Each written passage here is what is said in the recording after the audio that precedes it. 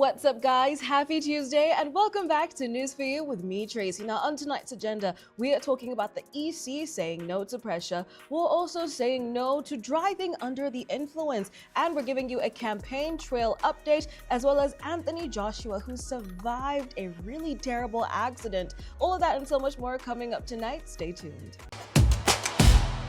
Opposition parties have intensified pressure on the Electoral Commission to release the final voters' register with just 16 days left to polling day.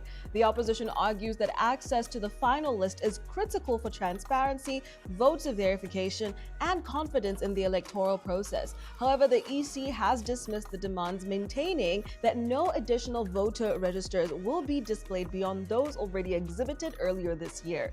Now, speaking on the matter, EC Principal Public Relations Officer and Deputy Spokesperson Bukenya said the final voters' registers are complete and secure, but will only be availed to polling officials on election day.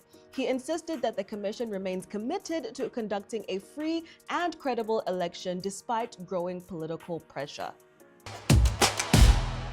Traffic police have intensified operations against driving under the influence and reckless behavior ahead of New Year's Eve. Authorities say officers will be deployed along major roads and entertainment hotspots to ensure public safety during the festive period. Traffic police spokesperson Michael Kananura has warned motorists that anyone found driving under the influence, overspeeding, or violating traffic rules will be arrested and charged without exception. He urged drivers to act responsibly, use designated drivers where possible, and adhere to all traffic regulations. Police say that this crackdown is aimed at reducing road crashes, injuries, and fatalities, which often spike during festive seasons.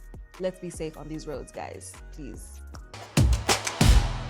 Campaigns have intensified ahead of the January elections, with candidates making final appeals to voters across the country. Yesterday, President Museveni, campaigning in Butambala, criticized the residents for repeatedly electing leaders who have failed to push the district's development agenda. Meanwhile, new presidential flag bearer Robert Chagulanyi continued his tour in Kalungu and Bukomansimbi, urging supporters to remain united and vote overwhelmingly. In Kampala's Makindye Division, National Peasants Party candidate Robert Kasibante called on voters to turn up in large numbers and protect their votes on polling day. Today, President Museveni is in Nakaseke and Nakasongola. Robert Chagulanyi is in Chotera. Mubarak Munyagwa is in Kasese. Nandalama Fabi is in Busia and Bugiri. Mugisha Muntu in Arua City. Frank Bulira in Busiro County. And Joseph Mabirizi in Kira Municipality. Tune in to NBS Live at 9 for the latest in the campaign trail updates.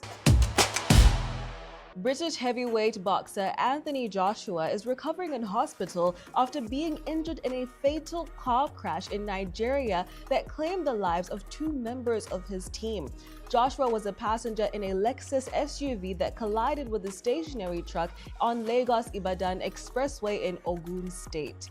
Police say that the vehicle suffered a tire burst caused by excessive speed, causing the driver to lose control. Joshua and the driver were rescued and taken to hospital in Sagamu, where the former world champion is reported to be in stable condition and under observation. 2 of Joshua's close friends and team members were pronounced unalived at the scene. Nigeria's President Bola Tinubu has also conveyed condolences and wished Joshua a speedy recovery. It's time for sports. As you know, I am just a girl and I don't understand very much about sports, but I do know AFCON is happening right now, so here are all the deets. What's up, guys? Nina Kakwanzi here, and I'm always here with the top sports updates. But obviously, we have to talk about the biggest tournament in Africa right now, which is the Africa Cup of Nations happening in Morocco. Obviously, Uganda Cranes are part of it, so we have to start with our people, which are the Uganda Cranes. Uganda Cranes are facing Nigeria tonight, 7 p.m. East African time. Following our previous games, we had a game with Tunisia. We lost to Tunisia, unfortunately, and then we had a game against Tanzania where we drew 1-1. Now, this game against Nigeria is very crucial because we have to win Otherwise, if we don't win, we'll not be able to progress to the next stage, which are the knockout stages. So hopefully with Nigeria, we shall actually win and progress to the next knockout stage. Now, the interesting fact about this game happening tonight is this is the second time we are going to be facing Nigeria in AFCON since 1978. That is a while back.